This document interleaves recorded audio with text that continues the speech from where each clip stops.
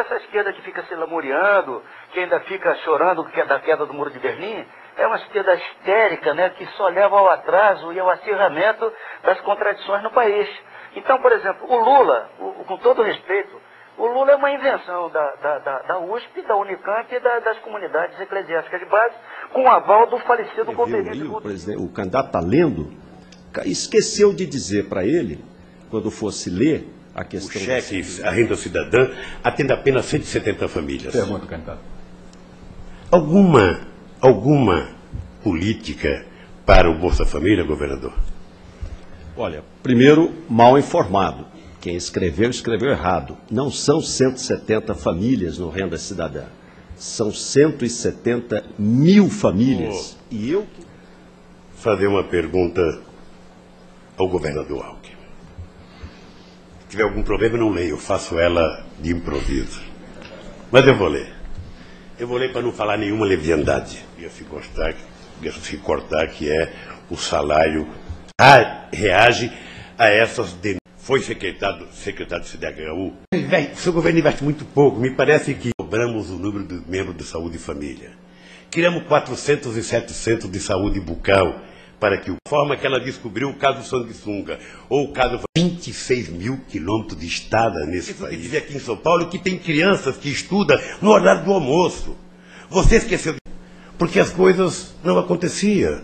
Porque depois nós provamos que as exportações dobrou, a indústria... Então, governador, não queira que em 4 anos eu conserto o que vocês destruíram em 4 séculos.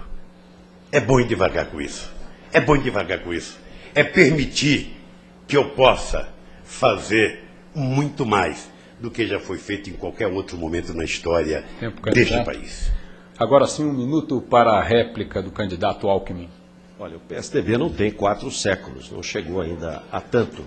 Em primeiro lugar, o Brasil tem praticamente 17 mil quilômetros de fronteira. Não é 17 metros, são 17 milhões. 7 milhões 760 de costa marítima e quase 9 milhões de fronteira seca.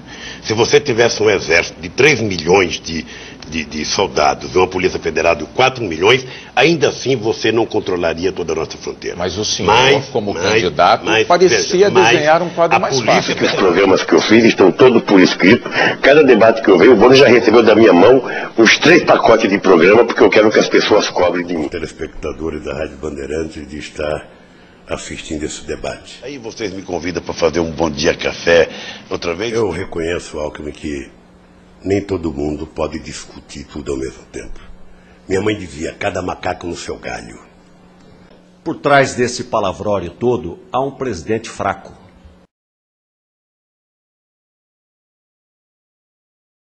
Do candidato Lula, 1 minuto.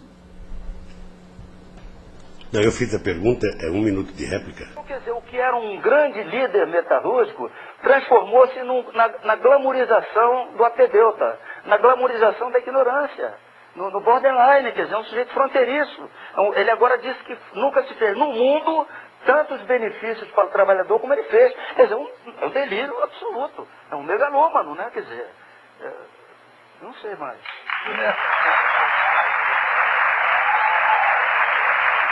Como jamais foi preso nesse país. Como jamais foi preso tanto crédito nesse país, governador.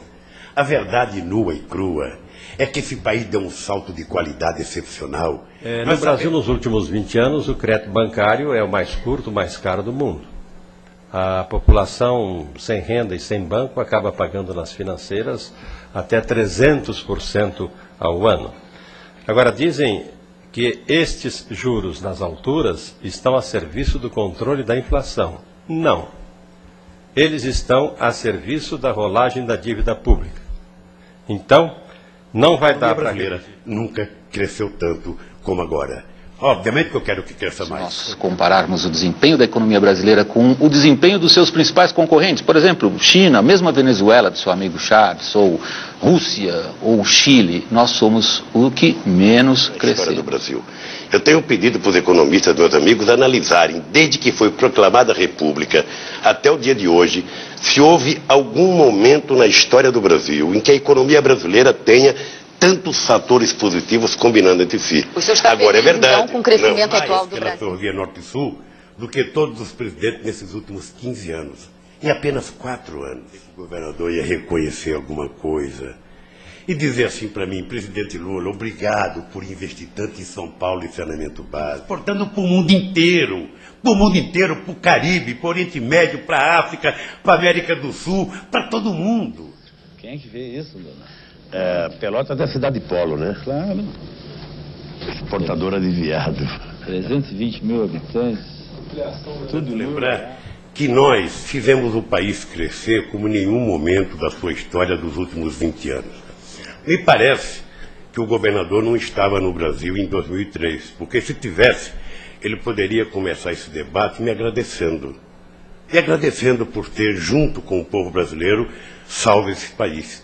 Porque esse país estava totalmente falido. Ainda. O que foi que fez o senhor mudar tanto de comportamento? Não, primeiro você deve estar falando de outra pessoa. Nós temos que reduzir os impostos nas exportações, na produção, para que o nosso Brasil possa ser mais competitivo, para que a gente possa exportar mais. E isso, o meu adversário sabe que somente alguém com o meu perfil é capaz de fazer. O seu programa de governo lançado ontem não toca na redução de carga tributária. No começo do seu governo, então o ministro Antônio Palocci garantiu que a carga tributária não aumentaria. Compromisso esse que não foi cumprido. Por quê, presidente? Bom, depende do que você enxerga por carga tributária. Se você enxerga carga tributária na relação do que o governo arrecada em função do PIB, você vai dizer que houve um aumento. De 35,53% em 2002 para 37,37%. Isso, exatamente. Agora. Isso. Os números não mentem. Todo mês os ministros vão ter que prestar conta, porque nós vamos cobrar de cada ministro o que está acontecendo em cada... Ou quando a polícia prende, como é que pode alguém querer que o presidente da República, embora tenha que assumir responsabilidade por todos os atos, saiba o que está acontecendo agora na Secretaria da Agricultura do Estado de São Paulo, ligada ao Ministério da Agricultura. Mas, presidente, como é que eu posso saber agora o que está acontecendo com os meus ministros que não estão... Na verdade, nós estamos confundindo programas sociais, às vezes quase que como uma esmola para um povo muito necessitado. Eu queria citar uma frase que o senhor gostou de repetir ao longo da sua carreira política, e mesmo aqui, o senhor como presidente do país. O senhor gosta de dizer que prefere e é melhor ensinar a pescar do que dar o peixe. Agora, por que o seu governo gasta mais em programas que dão peixe, como o Bolsa Família, e menos, por exemplo, do que com o Fundeb, que ainda não foi aprovado, mas vai ter menos dinheiro que o Bolsa Família? Eu já vi que você nunca foi pescador. Sendo bem feito, 64 mil famílias por dia foram cadastradas no Bolsa Família. Em junho, em abril, foram 6.900. Houve aí uma aceleração, tem agradado? Outra mentira. Como o Lula mudou. Da maior vergonha política que eu já conheci como homem brasileiro, que foi a história do mensalão, do dinheiro na cueca e desse projeto de poder e de autoritarismo que tentou e tenta se instaurar no país. Muito obrigado. No meu palanque, corrupto não sobe. E no meu governo... O Ministério Público denunciou o que ele chamou de uma quadrilha de 40 integrantes, que teria como núcleo central, nas palavras do procurador, o seu ex-ministro-chefe da Casa Civil, José Dirceu, e dirigentes do PT, José Genuíno, Silvio Pereira, Delúbio Soares. Segundo a denúncia, eu vou ler aqui um trechinho, os objetivos deles, desse núcleo, eram desviar recursos de órgãos públicos e de estatais para pagar dívidas do PT, antigas e novas despesas, tanto da campanha do PT quanto de partidos aliados. E ainda, segundo o procurador, o objetivo deles era garantir que o PT continuasse no poder, comprando o apoio de outros partidos, numa referência ao mensalão.